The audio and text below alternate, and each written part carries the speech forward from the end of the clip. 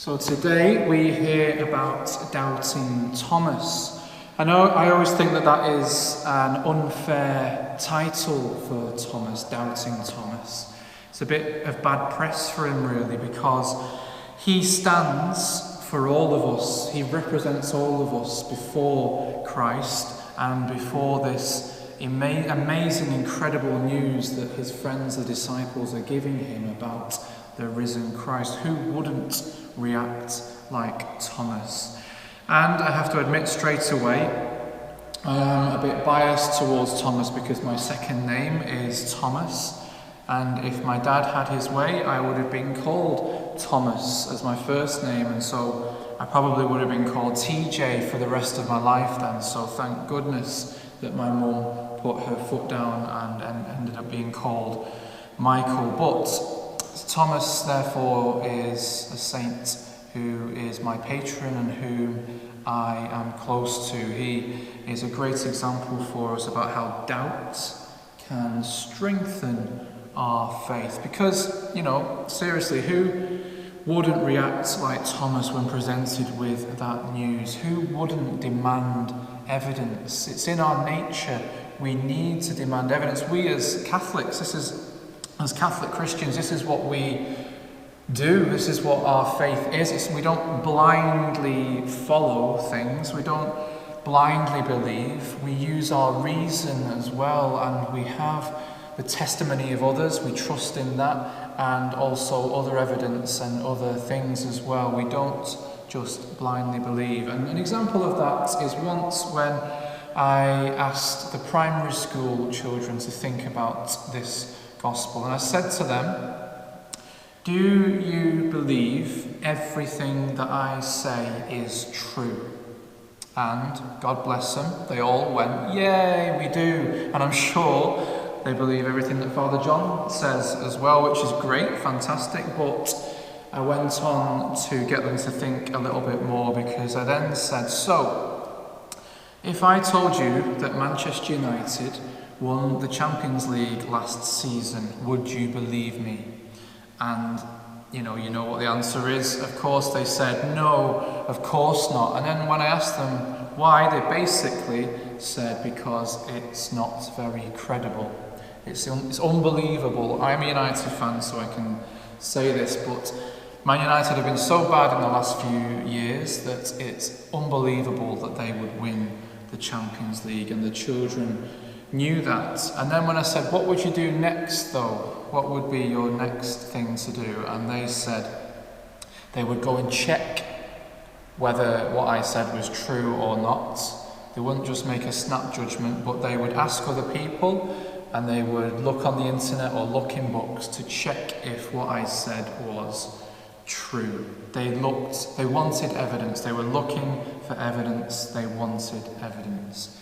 That's the key to today's gospel. That's what Thomas represents for us, that need for evidence. And when Thomas demands that evidence, when he says, if I don't see Jesus' wounds, and not just see, if I'm not able to put my fingers in his wounds and my hand in his side, then I won't believe.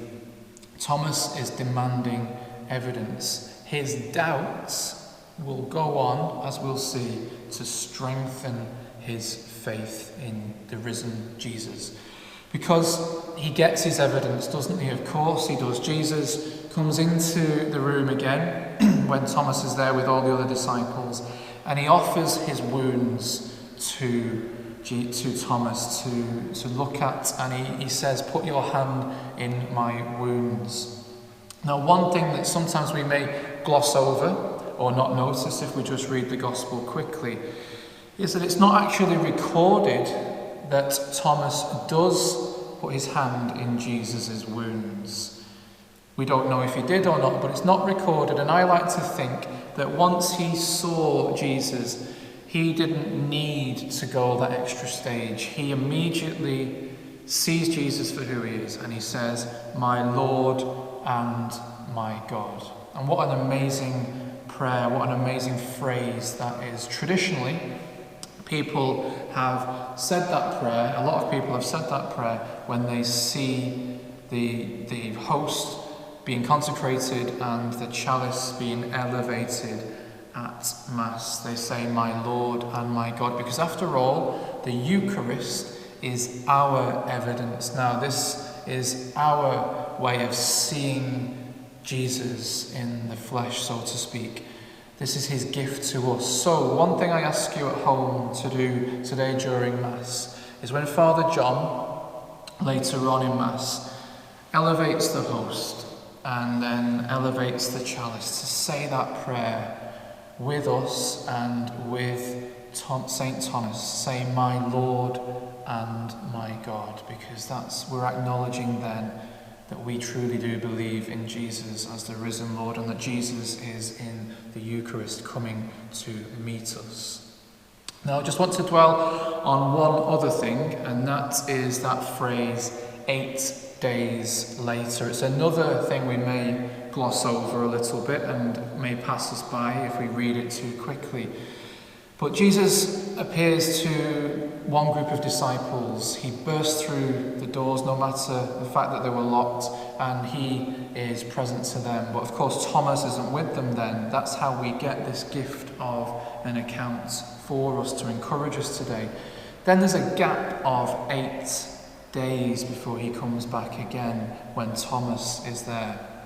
And I like to think in those 8 days, Thomas would have been praying, would have been thinking in his own thoughts and heart, and asking his friends questions about their experience of Jesus, getting to know more, discussing with them, learning more, and becoming more and more open every day to the possibility that Jesus truly is risen. That gradual process, that gift of time that Thomas had to share with his friends there in that room, and to become more and more open to Christ and deepen his faith, deepen his relationship with the Lord. Now, we are kind of going through a similar 8 days later process. Not literally 8 days, our lockdown is a lot longer than that and will continue to be in the next few weeks. But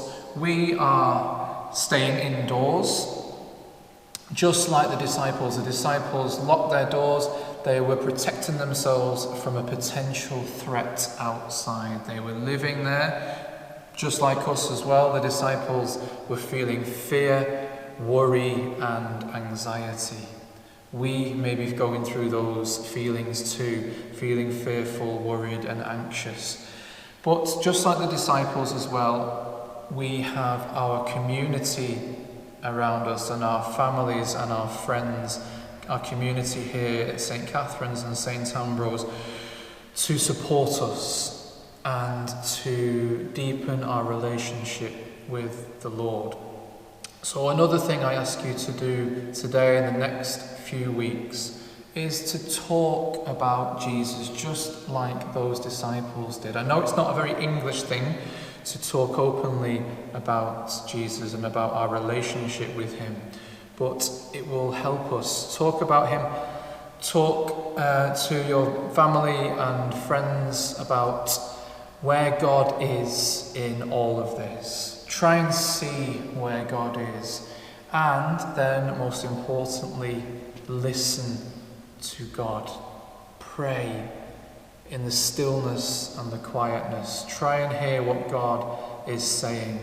And what does he say to us today? What does Jesus say to us in today's gospel? Well, we know he gets through the locked doors. He is able to break into the disciples' room, and just like that, he will be coming into your homes. Nothing can stop Jesus being amongst us. And the message he has for us today, he says it 3 times in that short gospel passage, and he says it so many times in the gospels. He says, "Peace be with you."